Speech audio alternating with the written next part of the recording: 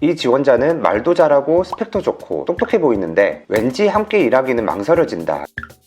제가 면접에서 후보자들에게 단 한 가지의 질문만 던질 수 있다면 이 한 세트의 질문을 던질 거예요. 결국 합격, 불합격의 결과의 차이는 그들이 어떤 대답을 했냐에 따라서 결정이 됐는데요. 이직을 준비하기 전에, 나에게 새로운 기회를 찾기 전에 이 질문에 대해서 한번 깊게 생각해 보시면,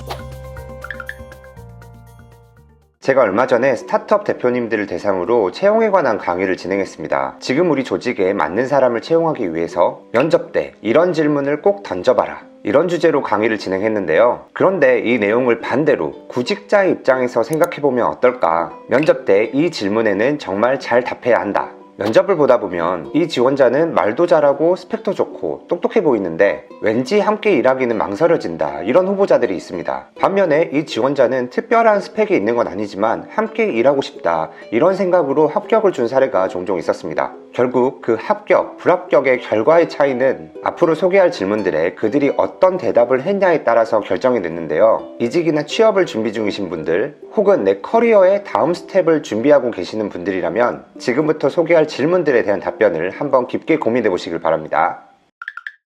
제가 면접에서 후보자들에게 단 한 가지의 질문만 던질 수 있다면 이 한 세트의 질문을 던질 거예요. 지금 이 역할을 수행하기 위해서는 어떤 역량이 필요하다고 생각하십니까? 그리고 이 역할을 수행하기 위해 본인이 가지고 있는 강점은 무엇일까요? 본인에게 부족한 점, 약점은 무엇일까요? 이 한 세트의 질문을 통해서 그 후보자가 지금 지원한 직무, 역할에 대해서 얼마나 많은 고민을 한 사람인지, 어떤 성과를 만들어 온 사람인지, 앞으로 어떤 성과를 만들어낼 사람인지 다 확인할 수 있습니다. 이 질문만으로 이 사람이 이 자리의 적임자인지 80% 이상은 확인할 수 있다고 생각합니다. 그럼 질문을 하나하나씩 살펴보면서 더 이야기해 보겠습니다.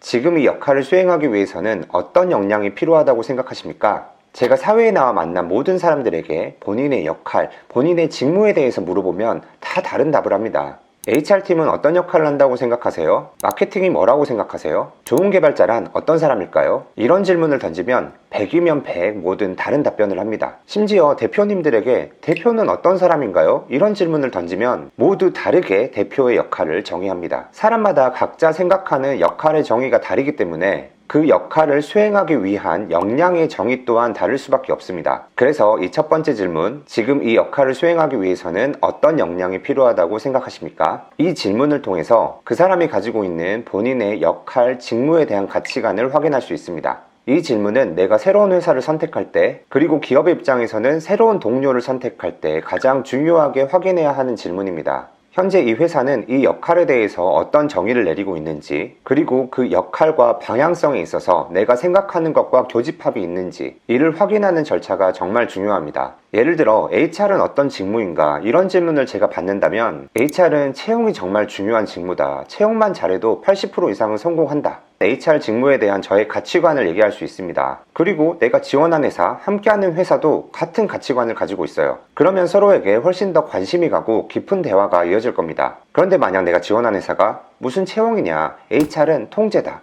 직원을 잘 통제하는 것이 HR의 역할이다, 이렇게 정의를 한다면 앞으로 일을 하면서 발생될 문제의 합의점을 찾기가 정말 어려울 것 같아요. 대화가 무척 어려울 것 같습니다. 사실 이 사람들과 대화를 해야 하나, 이렇게 대화의 필요성 자체에 의문을 가질 수도 있을 것 같습니다. 결국 회사, 기업이라는 곳은 목적 집단입니다. 그래서 서로 생각하고 있는 일의 방향, 일을 통해서 얻고 싶은 결과물에 대해서 서로의 목적을 꼭 확인하고 인지하고 있어야 합니다. 그리고 서로 목적이 같더라도 그 목적을 향해 가는 길의 방향이 다를 수 있습니다. 저도 기업에서도 그래, HR은 채용이 가장 중요하다, 채용을 잘하는 게 HR이다, 이렇게 목적에 대한 교집합을 확인했지만 그 길을 가기 위한 방법론이 다를 수 있어요. 예를 들어 보면 저는 채용을 잘하기 위해서는 사람에 대한 깊은 연구가 필요하다, 사람들의 보편적인 심리, 가치 추구에 대한 연구가 필요하다, 이런 생각을 가지고 그런 역량을 쌓으려고 노력을 하는데, 함께 일하는 조직은 아니다, 다양한 직무를 분석하고 공부하는 게 중요하다, 이렇게 목적을 달성하기 위한 방법론에서 차이가 있을 수 있습니다. 그래서 함께 일을 하기 위해서는 1차적으로 서로의 목적이 같아야 하고, 목적이 같다면 그 목적을 향해 가는 길에 방법론에서 교집합이 있거나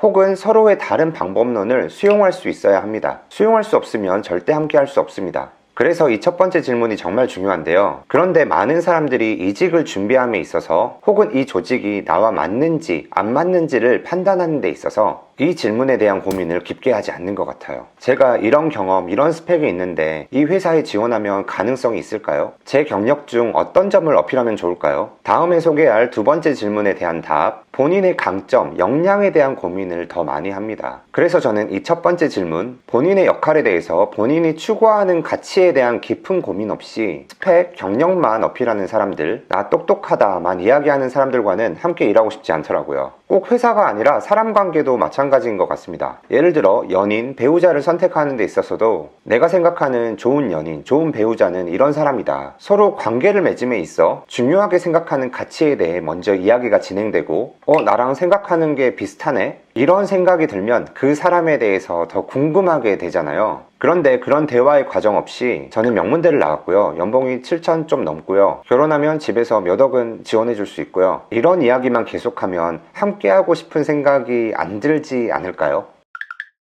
두 번째 질문이 대부분의 사람들이 가장 많은 고민을 하는 부분입니다. 이 역할을 수행하기 위해 내가 가지고 있는 강점은 무엇일까? 이번 주말에 한번 이력서를 업데이트 해볼까? 이런 생각이 들면 위 질문에 대한 답변을 중점적으로 정리하기 시작합니다. 그런데 이 질문도 단순히 내가 뭘 잘하지? 내 강점이 뭐지? 이런 접근보다는 이렇게 질문을 바꿔서 생각해보면 더 객관적으로 훨씬 프로페셔널한 답변을 할 수 있습니다. 다른 사람들에게 인정받은 너의 강점, 너의 역량, 너의 성과는 뭐야? 이렇게 질문을 던져보면 답변의 난이도가 확 높아질 텐데요. 이 질문을 다시 두 가지 케이스로 나눠보면 더 좋습니다. 첫 번째, 다른 사람을 시장의 고객으로 가정해보고 그동안 너가 한 일로 시장의 고객에게 어떤 평가를 받았어? 두 번째로는 다른 사람을 같이 일한 팀장, 리더, 동료로 가정해보고 너네 함께 일한 팀장, 리더, 동료들에게 어떤 평가를 받았어? 이렇게 두 가지 케이스로 나눠서 답변을 해보면 나의 단순한 주장이 아닌 객관적인 시선에서 내가 그동안 해온 일에서의 강점을 잘 정리할 수 있습니다. 하나 더 가이드를 드리자면 첫 번째 부분, 시장의 고객의 평가. 이 부분에 대해서는 꼭 성공적인 경험만 정리하는 것이 아닌 실패 후 경험도 정리해보는 게 좋습니다. 내가 시장의 고객을 상대로 이런 시도를 해봤는데 결과가 실패였다. 그렇다 하더라도 그 과정에서 얻은 인사이트는 분명히 엄청난 강점이 될 수 있습니다. 기업이 충분히 돈을 주고 사고 싶은 강점이 될 수 있습니다. 그래서 시장에서의 평가는 성공, 실패 사례를 모두 정리해보면 나의 강점을 더 잘 발견할 수 있을 겁니다. 이 역할을 수행하기 위해서 본인에게 부족한 점, 약점은 무엇일까요? 저는 이 마지막 질문이 가장 중요하고 채용의 당락을 결정하는 핵심이라고 생각하는데요. 조직은 개인과 함께 성장하길 바랍니다. 개인도 조직과 함께 성장하길 바라죠. 그런데 이 비즈니스 환경에서의 성장이란 단순히 조직이 개인에게 좋은 교육의 기회를 제공한다, 이런 게 아니라 함께 어려운 문제를 지속해서 풀면서 그 과정에서 얻을 수 있는 결과물이 성장이라고 생각합니다. 제가 예전에 누군가에게 들었던 말 중에 정말 와닿았던 말이 있는데, 매출 1억을 만드는 회사가 매출 10억을 찍으려면 1억을 벌었을 때 했던 행동을 다 바꿔야 한다. 10억 매출을 찍기 위해서 우리 조직이 무엇이 부족한지 원점부터 다시 검토해야 한다. 이 말이 참 와닿았어요. 이걸 직장인에게 적용해보면 내가 지금 연봉을 5천만 원 받고 있다. 그렇다면 내년에 이직 혹은 연봉 인상을 통해서 5,200, 5,300만 원 정도를 받는 건 그렇게 어렵지 않은 일이 될 수 있습니다. 하지만 내가 내년에 연봉 1억을 목표로 하고 있다. 그러면 어떻게 하면 될지 쉽게 방법이 그려지지 않을 겁니다. 1억을 벌기 위해서는 5천만 원을 벌었을 때의 나의 모습을 모두 바꿔봐야 합니다. 제로 베이스 상태에서 1억을 벌기 위해서 나에게 부족한 점은 뭐지? 원점부터 생각을 해봐야 돼요. 개인과 조직이 지금보다 더 어려운 문제, 더 높은 이상을 추구하려면 지금 우리에게 부족한 점, 약점을 파악하는 게 시작점입니다. 그래서 이 질문이 필수적입니다. 이 질문을 통해서 이 사람이 나의 부족한 점, 약점에 대해서 객관적으로 잘 파악하고 있는지, 그리고 이것을 남들에게 드러낼 수 있는지 확인해야 합니다. 저는 이 역량을 수용력이라고도 이야기하는데요. 이 수용력이 확인된다면 이 사람과 함께하고 싶다, 이렇게 합격의 결정을 내리는 경우가 많았습니다. 특히 신입사원이나 주니어를 뽑을 때는 아직은 직무에 대한 가치관이 잘 정립되어 있지 않고 그 사람의 역량이나 강점이 뚜렷하게 파악되지 않다 하더라도 이 세 번째 질문을 통해 이 사람이 수용력이 있다, 본인의 부족함을 잘 알고 드러낼 수 있는 사람이다,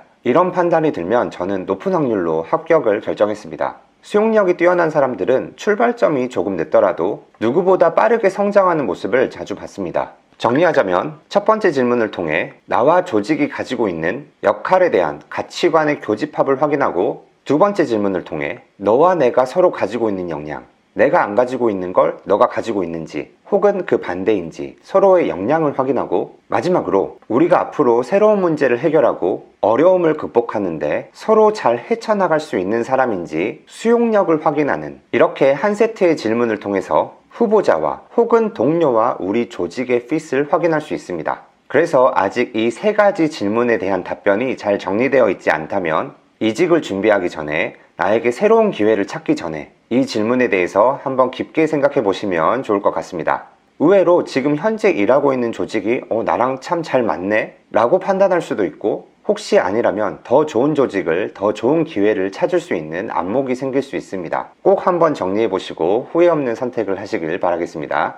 오늘은 이렇게 세 가지 질문을 통해서 새로운 기회를 찾는 데 중요한 요인에 대해서 이야기해 봤는데요. 오늘 영상도 좋으셨다면 좋아요, 댓글 부탁드리고 구독해 주시면 더 좋은 컨텐츠로 찾아오도록 하겠습니다. 감사합니다.